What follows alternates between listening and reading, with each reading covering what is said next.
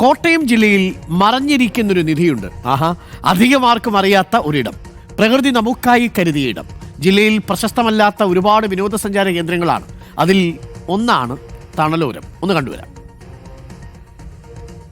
നമ്മൾ ഈ hidden gem എന്നൊക്കെ പറയില്ലേ, അങ്ങനെ ഒരു ഹിഡൻ ജെം ആയിട്ടുള്ള ഒരു സ്ഥലത്താണ് ഞാനിപ്പോൾ ഉള്ളത്. ഒരു ഹിഡൻ സ്പോട്ട് എന്ന് തന്നെ പറയാം. കോട്ടയം ജില്ലയിലെ നീർക്കാടുള്ള തണലോരം എന്ന സ്ഥലത്താണ്. സാധാരണ കോട്ടയംകാർക്കൊന്നും അത്ര പരിചിതമല്ലാത്ത ഒരു ഹിഡൻ പ്ലേസ് ആണിത്. ശരിക്കും നമ്മൾ ഒരു വട്ടമെങ്കിലും ഇവിടെ വരണം, കാരണം അത്ര പ്രകൃതി മനോഹരമായ ഒരു ഇടമാണ്. ഞാനിവിടെ ഈ പ്രകൃതി ഭംഗിയൊക്കെ ആസ്വദിച്ച് ഇങ്ങനെ ഇരിക്കുമ്പോഴാണ് ഇവിടെ കുറച്ച് കൂട്ടുകാർ ഇവിടെ ചൂണ്ടയിടുന്നതൊക്കെ കണ്ടത്. അപ്പോൾ അവർ സ്ഥിരം ഇവിടെ വന്ന് വീട്ടിലേക്കുള്ള മീനൊക്കെ പിടിച്ചുകൊണ്ട് പോകുന്നവരാണ്. ഇതിനൊരു പ്രത്യേക നാക്ക് വേണം എന്ന് തോന്നുന്നല്ലേ ഈ മീനൊക്കെ ഇങ്ങനെ കിട്ടണമെങ്കിൽ? കുഴപ്പമില്ല, ഇങ്ങനെ ഈ മൈദ ഇട്ടാലേ ഇവിടെ മീൻ കിട്ടത്തുള്ളൂ. മൈദ ഇതിനകത്ത് കുരുക്കിയിടൂ? ഇതുപോലെ ചെറുതായിട്ട് ചൂണ്ട ഇങ്ങനെ കുറത്തിട്ട്. ഇത് ചെമ്പല്ലിയാണ്. കുറച്ച് മുമ്പ് ഇവർ പിടിച്ച മീനാണ്.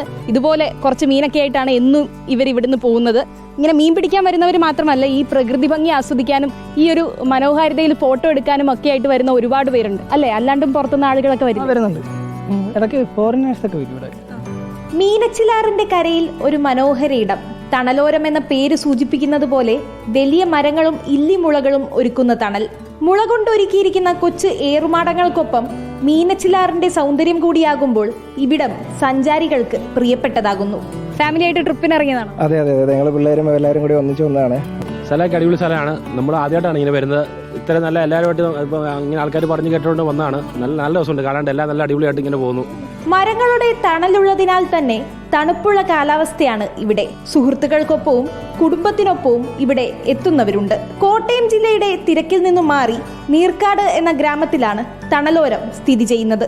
പ്രകൃതി എത്ര സുന്ദരിയാണ്! ഇങ്ങനെയുള്ള ഇടങ്ങൾ നമുക്ക് ചുറ്റുമുള്ളപ്പോൾ എന്തിന് മറ്റിടങ്ങൾ തേടിപ്പോകുന്നു?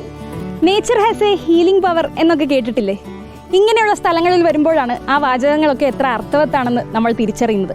ഒരുപാട് പണമൊക്കെ മുടക്കി വീക്കെൻഡ് ട്രിപ്പിനൊന്നും പോകേണ്ട കാര്യമില്ല. നമ്മൾ അറിയാത്ത കേൾക്കാത്ത ഇതുപോലത്തെ ഒരുപാട് ഇടങ്ങൾ നമുക്ക് ചുറ്റുമുണ്ട്.